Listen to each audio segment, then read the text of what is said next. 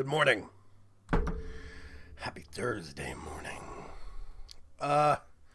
This is a mid-coffee stream, so my body has not fully processed everything yet. It is Thursday, May 28th. It's about 10:15-ish, somewhere between 10 and 10:30. I give up trying to figure it out. Why am I recording a vlog on a Thursday morning? Couple of things, actually. First of all, I want to clarify my stance on something and my habits on something. I like supporting other YouTubers that make good content. Full stop. Period. That's where that statement ends. Specifically, I like supporting other YouTubers that make good content irrelevant of the size of their channel. That's important. I consider myself still to be, in the grand scheme of things, I consider myself to be a small fish in a big pond. I might be slightly bigger than some of the other channels that or people that I know or hang out with, but it's still the fact that in the grand scheme of things, I've just cleared 6,000 or 6,500 subs. It's not a lot in the grand scheme of things, but that's not the real relevant point. Subs is just a kind of a gauge, a marker that slowly goes up based upon how hard you work. It actually isn't the important determining factor. The important determining factor is the views. I get more views on certain things than other people I know. Other people that I know that have larger channels. But those other people get way more views at a lot of other things than I do. So it's like differentiation based upon subject. I have been fortunate enough to have been graced with vocal capabilities that nets me a lot of viewers. I will admit it's kind of cheating. I have a certain acoustic quality to my videos that people will subscribe to just to listen in the background. I have people tell me that that they run my videos in the background irrelevant of the fact that they're Minecraft videos. They don't watch them. They listen. So I have a little bit of an edge that I use. I think it's like Sacha Bareil. Sacha Bareil has a great voice. He has a very clear, great speaking voice. It's got awesome resonance. His is in a different range and with a different tone. That while people tell me I have an awesome voice, I think Sacha Bareil has an awesome voice. It's weird, but anyway. So this is not the point. The point of this video is not to pat myself on my own back. That's not the point. I like supporting people that I know are good people that make good content and are deserving of the attention. That is a broad-based statement. That's it. I'm not trying to make myself look like some holier-than-thou pontiff of the people that is dispensing out my approval upon a channel that I wish to, garner views for. It's a good person that makes a good video. I think that person should get some attention. That's it. It is not me trying to make myself look more important or a man of the people or anything.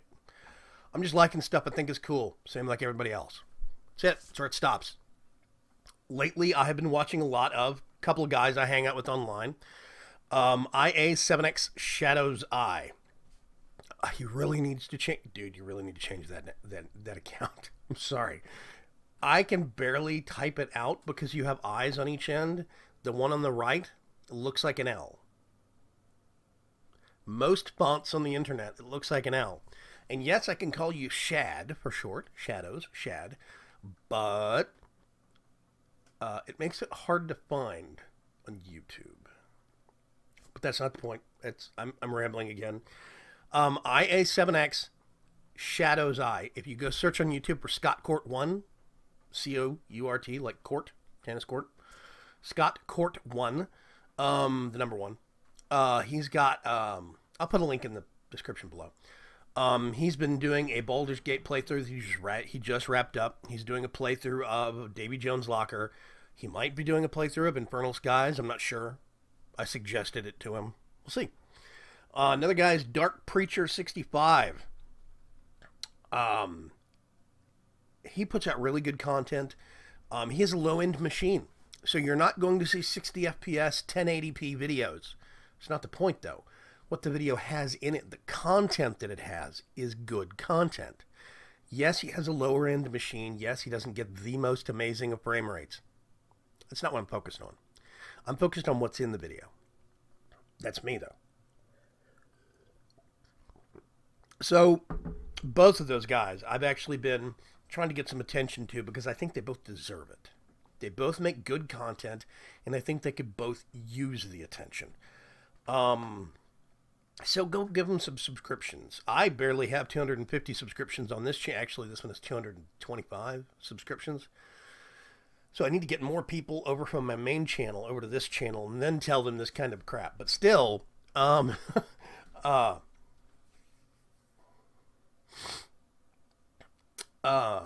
yeah, there's people that bounce around in the community that I see put amazingly hard work to their channels. I think both Dark Preacher and A7X Shadows, I can't remember if Dark Preacher has a day job or not. He served in our military. So he is a vet. He, I think, was injured in the line of service. I don't know the details. You'll have to ask him. But he's a really good person. He does great video. He does good content besides the hurdle of having a slightly inferior machine. I've been there. My machine was less than stellar. I was dealing with a computer that was about 8 years old when I started this gig off a year and a half ago. Now, I have managed to fund my way up. That plus contributions made by my wonderful wife and her day job, her real job. I have been able to fund my way up to a real machine. But I get that hurdle. That was the entire pack focus that he has right now. His hurdle is low frame rates, inferior capabilities. I don't want to say inferior capabilities. That sounds bad. He has a lower technical hurdle. Or, I mean, a higher technical hurdle than some of the rest of us do. His machine impedes him sometimes, let's say. Because frame rates, recording speed, all sorts of stuff. He does have a Patreon. You should probably go search for that Patreon and give him lots of money. I don't know if Shad has a Patreon or not. I know Shad has a day job. I know that. But my point is, they're not full-time YouTubers in terms of day jobs, but they are full-time YouTubers in the amount of effort they put to their channels. They take their channels seriously. They're not casual about it. And that's another thing I greatly respect. Because being a YouTuber is something that a lot of people, they put up a couple of videos and they expect to have subscriptions rolling in within a couple of weeks. And that's not the way it works. It's really not the way it works. God, this is good coffee. I'm looking at my preview monitor and I realize, I've got it. I really need to do something about that. I'm going to stop at the accents before all my UKZ friends start clawing at the screens. But I say that I need to shave, like, badly. I had a problem with acne my entire life. So when I was in school, I had a lot of skin blemishes, which means it alters the texture of your skin, which means that I hate shaving now because it's all bumpy, and it's just not a fun experience. Anyway, it's neither here nor there. I'll go like this. Can't see that I need to shave. Anyway, yes, the Dark Preacher 65 and Scott Court 1, aka IA7X Shadowzy. Both of them are really good people, and I think they deserve subscriptions. Yeah, into that segment. On to the next one. I should do a really neat wipe. But if it's going to wipe and I'm standing still, it's not going to look different. Wait, let me think about this. Okay, cool wipe time. Ooh, that was neat. Anyway, moving on to a different subject. The MMORPG WildStar has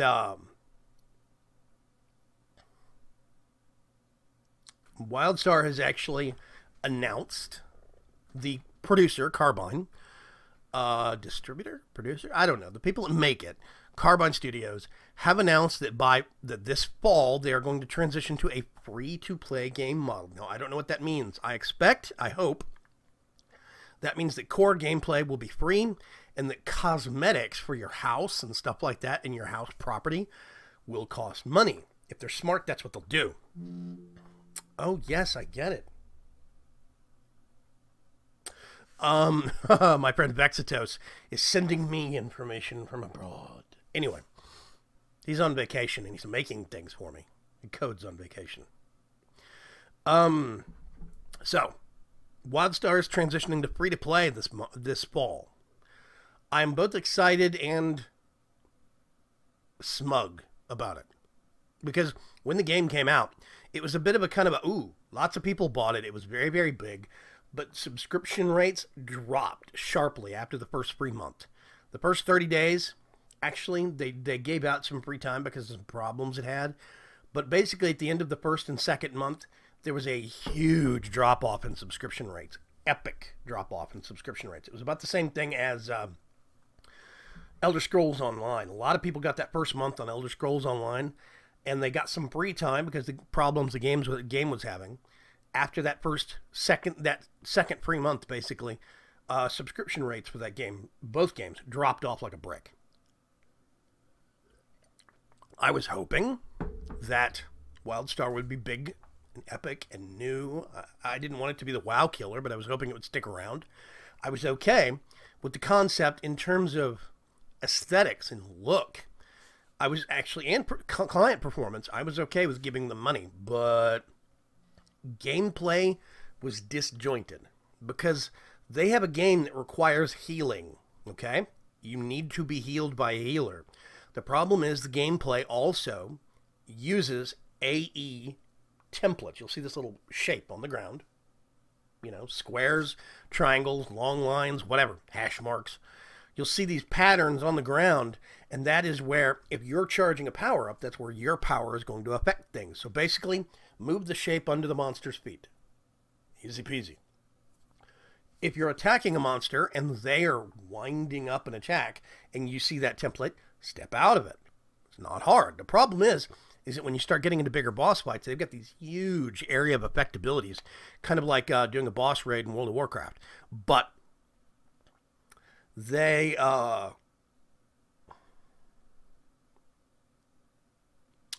basically, I'm trying to think how I can best illustrate this.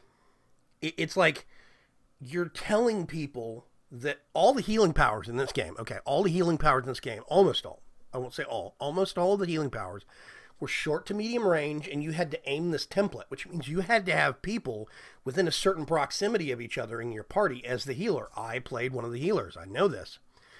The problem becomes there is no just point-blank AE, hit everybody in the party, heal. There are a couple of large area effect ones, but they have really long cooldowns. And there was one class that had a very long-range single target AE snipe. But that had a bit of a cooldown to it also. So you're encouraging people to run every which direction to actually get out of the area effect of the bosses.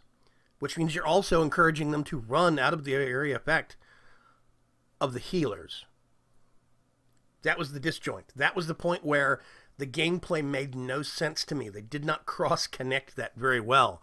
So basically, they made this epic, active movement style gameplay at the sacrifice of healing and healers and some of the experience for the actual players themselves.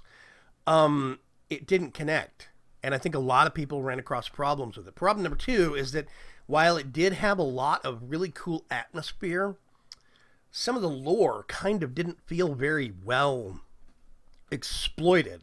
It's like they would just drop this chunk of information about this one thing and move on. It's like you could have expounded upon that. You created this mass amount of lore that you can tap into, and you're not even using all of it. Maybe they're going to use it at a later date for expansions and stuff, but it was still kind of weird at points. It was like a whole bunch of information here, a whole bunch of information here, and there's this gap of just nothingness in between. It's like, why aren't these two subjects talking to each other? Why don't they line up? So, I did like the game. It had a really great look. Some of the classes were very fun. I just don't want to pay them for it. So I don't know. I'll give it another look when it comes out in free to play this fall. Maybe throw it up on the second channel. We'll see what it's like again. It actually had some really good mods, UI mods, but being able to find a new UI mod fell off very, very quickly after launch.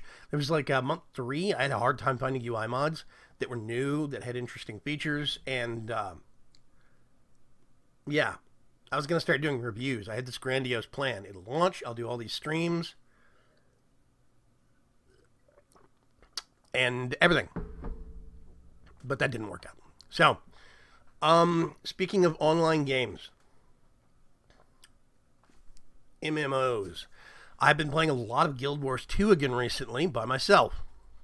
If you are a Guild Wars player, Guild Wars 2, Guild Wars 2, I don't know what that was. If you're a Guild Wars 2 player, look me up. I am Tokyo Shu, period, 6308. Tokyo Shu, like Tokyo, the city, Shu, the thing you put on your foot. It's a Shadowrun joke. Don't ask. Tokyo Shu, 6308. That's actually my user ID. I've got a bank of Asuran characters. Like, all Asuran characters. It's dumb. Don't ask. Anyway. I need to buy a new character slot. Anyway, I've always had a lot of fun with that game, but I go through bouts of wanting to play it with people, wanting to play it even if it's by myself. With people, it's like, it has to be with people, or I'll play it by myself, but with people would be fun. And it's like it moves back and forth between those states. I really do like the game, despite some glaring flaws it's got in the financial model behind it, but I bought it once, and I don't have to pay a subscription for it. It's pretty good. It's a one-time purchase, and I can go back to that game whenever I want to. They're coming out with a new expansion later this year. Heart of the Thorns? No. Yeah, Heart of the Thorns. Yeah, I think that's it. They're going to introduce a new class. They're going to introduce some new powers for the other classes. It's going to be cool. I can't wait. So, yeah. That is what I've been messing with. Yeah, if you want to look me up on Guild Wars 2, TokyoShu.6308, and send me a friend request, or just send me a whisper and say, hey, Vaygrim, I saw you from your blog, or this is from your vlog, or whatever. Just, identify yourself. And I'll say hi. Yeah. It's a fun game. I have an engineer that I play the most. He's a level 60 engineer. Hit 60. I went from 57 to 60 and a half, basically. In like a couple hours. So leveling is not really slow. Even at the higher levels, I'm still making pace and progress. I like it. It's a really good game. There's lots of, anywhere you wander into a new zone, they have these little heart quests that you can, it's basically for a big area. And you wander into that area, and a little thing will pop up automatically, top right corner of the screen. So it would be over here somewhere. That'll say, you'll hear a boom, and it will tell you, hey, you need to help such and such, this person, this NPC, and you'll see a heart representing that NPC on the map. So you can go to them with questions or turn-ins or whatever. But it'll say, you'll have a progress bar, and it'll say, hey, help such and such with this problem. They need stuff killed, they need things recovered, they need you to clear out all the corpses from this battle, whatever. Go water the plants. That's happened. I thought it was a really great system because you basically wander and explore. You'll stumble into one of these areas and you're like, oh, you just start doing that thing. You'll finish up that bar after doing a certain amount of help for that person. When that bar finishes out, you get a big chunk of XP as a reward, and you get this stuff called karma that you can use to buy gear. You go to that person and they're a vendor now. Now that you've opened up, you've unlocked that vendor because you helped them. Then you can use that karma to actually buy gear and equipment and stuff like that. You don't even have to use your gold for it. So you automatically get this monetary system of compensation for helping them that lets you buy the gear that they offer. So there's been a lot of upgrades and equipment and stuff like that that I've been getting that's better than the drops from those vendors using karma. It's a really good system. I like it. I think Guild Wars 2 is probably pretty cheap now. So, If you're interested, it's a one-time purchase, no monthly fees, no activations. If you want to sink money into it, you can, but you do not have to. Yeah. So that's what I've been messing with a lot recently. Last night, overnight, I did the 22 gig or 26 gig, I think it is, install for The Witcher 3. I cleared out a whole bunch of other stuff. I've only uninstalled World of Warcraft. I'm not going back to that. Sorry, anybody else that was waiting for me to go back to Warlords of Draenor or Derping in Draenor. I cannot justify paying them $15 a month anymore. It's not in me. Much less the fact that over the last 3 months, World of Warcraft has lost 3 million subscribers. That's 1 million a month, ladies and gentlemen. That is a sharp drop-off from the increase that they actually saw because of Warlords of Draenor.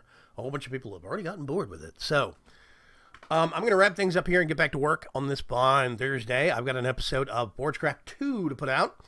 I don't know if you guys have noticed, but since Agrarian Sky seems to have petered off, I don't know what happened to my team. I think they're busy with real life, basically, and I don't blame them. I've had some problems getting onto the servers as of recently, discrepant versions and stuff after patches. So I think that has petered off for now. I have moved Forgecraft 2 to Thursdays and Tuesdays. Vaygrim's Chance is still Monday, Wednesday, Friday. And I need something else on the channel, maybe to put out every Saturday or something. I'm not sure. I'm still figuring that out. There was a map, an adventure map that I actually saw, kind of a mini game map called Monster Factory. I think it was called Monster Factory. And it looks like good fun. I think it's actually 1.8. But it's vanilla minigame, uses command blocks, and it's basically team on team generating monsters that you put onto the other team's side. And it works out pretty good. It's actually a pretty fun game. Maybe I see if I can get a session of that or two going with some people. Who knows? Anyway, I'll talk to you folks later. Have a good Thursday. If I do not see you before the weekend, have a great weekend. Bye-bye.